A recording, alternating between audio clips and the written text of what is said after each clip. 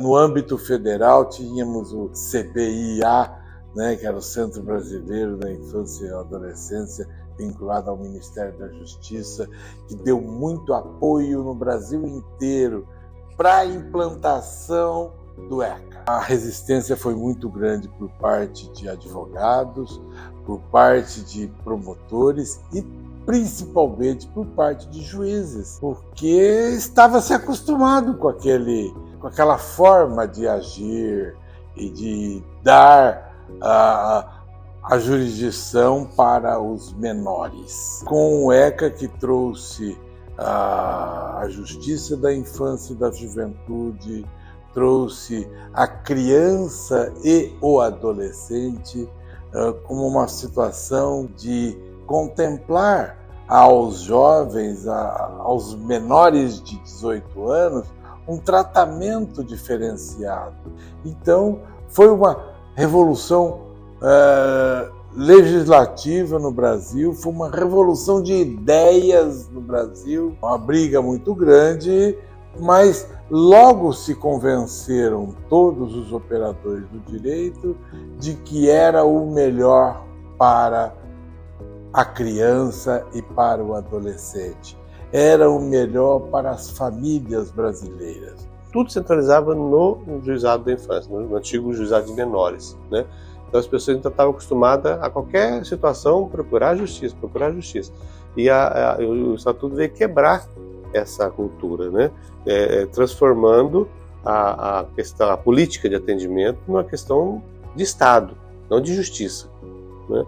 Então foi criado vários mecanismos, vários órgãos que passaram a atuar no atendimento da criança e adolescente, né? O Conselho Municipal de Direito das Crianças e Adolescentes, o Conselho Tutelar, várias situações em que o Executivo passou a assumir a execução dessa política, né? A Justiça da Infância passou a ser, então, uma justiça especializada. Então, só aquelas questões voltadas, que necessitava, né, de uma decisão judicial, que a Justiça, então, entrava e decidia. O Estatuto fala dos pais, da sociedade, do Estado, né, da comunidade. Então, o Estatuto trouxe essa nova visão do atendimento à criança e adolescente.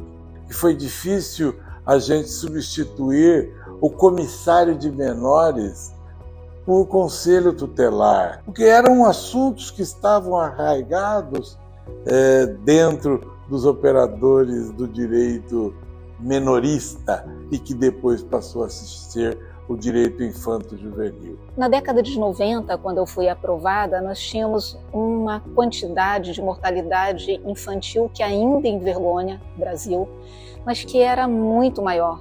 Nesse período, nós tivemos uma redução de quase 1 milhão dessa mortalidade. Naquela época também, cerca de 20% mais ou menos das crianças e adolescentes que estavam na rede pública, que poderiam estar na rede pública, estavam fora da escola, no ensino obrigatório. Essa redução de 20% impactou para essas gerações e, portanto, nós temos geração sucessiva, a partir daí, com um nível maior de educação. Mas não só isso, acho que principalmente o trabalho feito em relação ao trabalho infantil. Há um romantismo muito grande do país de dar muito valor ao valor do trabalho em si, mas que isso a gente percebe que quando as crianças e os adolescentes o exercem, eles ficam mais distantes da educação e com isso reproduzem ciclos de pobreza, de miserabilidade.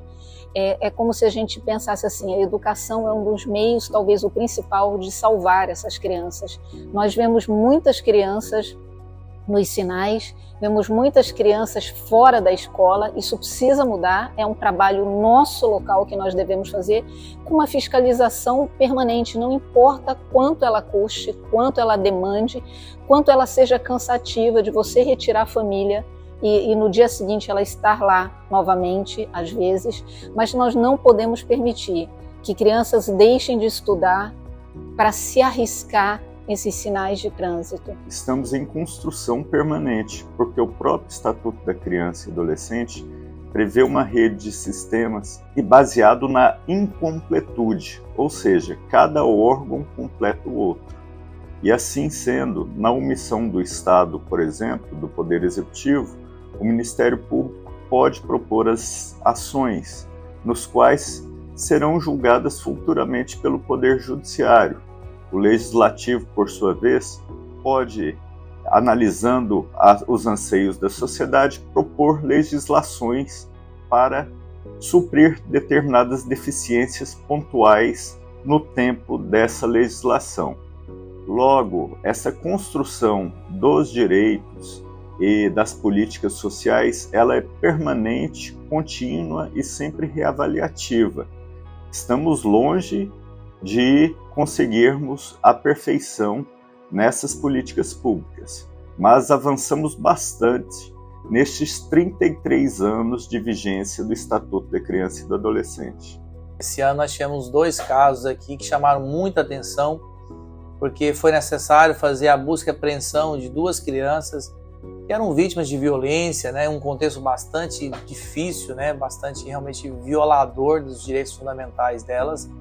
E aí a atuação do judiciário ali, provocado pelo pedido do Ministério Público, foi efetiva, né, para que essa proteção seja de fato assegurada e essa criança possa ter o seu pleno desenvolvimento assegurado, a sua proteção integral, a sua prioridade absoluta, conforme prevê o Estatuto da Criança e do Adolescente. Num caso de violência contra criança e adolescente, essa criança era institucionalizada e o agressor ficava na sua residência. Hoje, o que se verifica é justamente o contrário.